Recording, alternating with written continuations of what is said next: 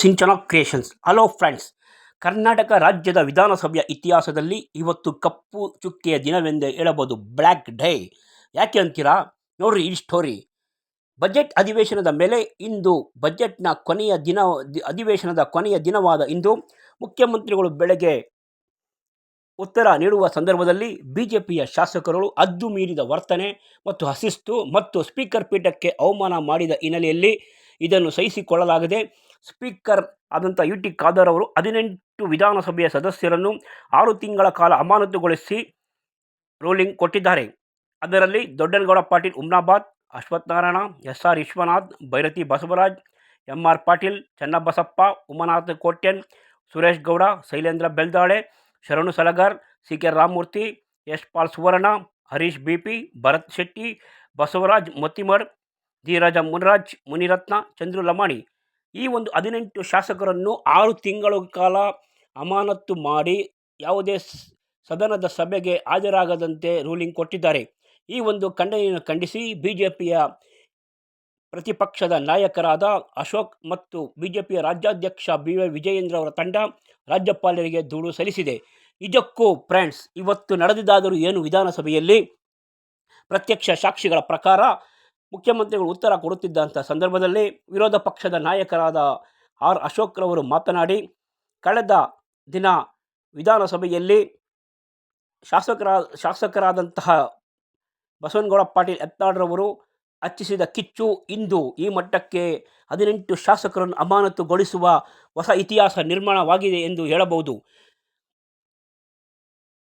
BJP ಮತ್ತು ಕಾಂಗ್ರೆಸ್ ಪಕ್ಷದ ಎರಡು ಕಡೆಯ 48 ಶಾಸಕರುಗಳ ಹನಿ ಟ್ರ್ಯಾಪ್ ನಡೆದಿದೆ ಎಂಬ ಯತ್ನಾಳ್ ನುಡಿಗೆ ಸ್ಟೇಟ್ಮೆಂಟ್ ಕೊಟ್ಟಂತಹ ಸಹಕಾರ ಸಚಿವ ರಾಜಣ್ಣನವರ ಈ ಒಂದು ಸ್ಟೇಟ್ಮೆಂಟ್ ಇಡೀ ರಾಜ್ಯವನ್ನೇ ಅಲ್ಲೋಲ ಕಲ್ಲೋಲ ಮಾಡಿದೆ. ಆ 48 ಶಾಸಕರು ಯಾರು, ಅದರ ಬಗ್ಗೆ ತನಿಖೆಯಾಗಬೇಕು ಎಂದು ಸದನದಲ್ಲಿ ಚರ್ಚೆಯಾಗಿ ಅಂತಿಮವಾಗಿ ಗೃಹ ಮಂತ್ರಿಗಳು ಉನ್ನತ ಮಟ್ಟದ ತನಿಖೆ ನಡೆಸುವುದಾಗಿ ಪ್ರಕಟ ಮಾಡಿದರು.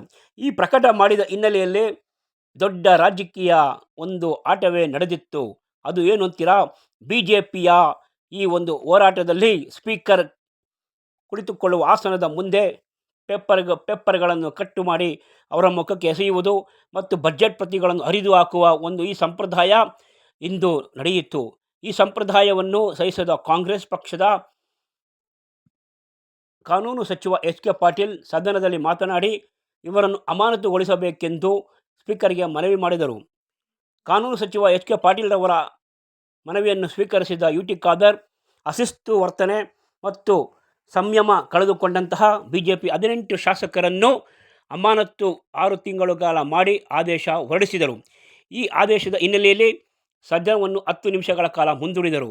ನಂತರ ಸದನದಲ್ಲಿ ಹಾಜರಾಗಿದ್ದ 18 ಶಾಸಕರುಗಳನ್ನು ಮಾರ್ಷಲ್ಗಳು ಒಬ್ಬೊಬ್ಬರನ್ನಾಗಿ ಎಳೆದುಕೊಂಡು ಬಂದು ಹೊರಗೆ ಎಸೆದ ಘಟನೆ ಇಂದು ನಡೆಯಿತು. ಅದೇನೇ ಆಗಲಿ, ಈ ಪ್ರಜಾಪ್ರಭುತ್ವದಲ್ಲಿ 6 ತಿಂಗಳ ಕಾಲ ಶಾಸಕರನ್ನು ಶಾಸನ ಸಭೆಗೆ ಹಾಜರಾಗದಂತೆ ಅಮಾನತು ಮಾಡಿರುವುದು ಒಂದು ಕಡೆ ಅದರ ಬಗ್ಗೆ ಖಂಡನೆಯಾಗುತ್ತಿದ್ದರೆ, ಮತ್ತೊಂದು ಕಡೆ ಬಿಜೆಪಿ ಎತ್ತ ಸಾಗುತ್ತಿದೆ. ಬಿಜೆಪಿಗೆ ನಾಯಕರ ಕೊರತೆ ಹೆಚ್ಚಾಗಿದೆಯೇ, ನಾಯಕತ್ವ ಇಲ್ಲವೇ ಎಂಬ ಪ್ರಶ್ನೆ ಉದ್ಭವಿಸಿದೆ. ಯಾಕೆಂದರೆ ಬಿಜೆಪಿಯ ಎಲ್ಲ ಹಿರಿಯ ನಾಯಕರು ಮೂಲೆ ಗುಂಪಾಗಿದ್ದಾರೆ. ಈ ಒಂದು ಹೊಸ ಯುವಕರ ತಂಡ ಇವತ್ತು ಸ್ಪೀಕರ್ ಆಸನದ ಮುಂದೆ ನಡೆದುಕೊಂಡ ರೀತಿ ನೋಡಿದರೆ ಕರ್ನಾಟಕದ ರಾಜ್ಯದ ಇತಿಹಾಸದಲ್ಲಿ ಎಂದೆಂದಿಗೂ ಇಂತಹ ಒಂದು ವಾತಾವರಣ ಏರ್ಪಟ್ಟಿರಲಿಲ್ಲ ಎಂದು ಹೇಳಬಹುದು ಎಂದು ಜನ ಮಾತನಾಡಿಕೊಡುತ್ತಿದ್ದಾರೆ.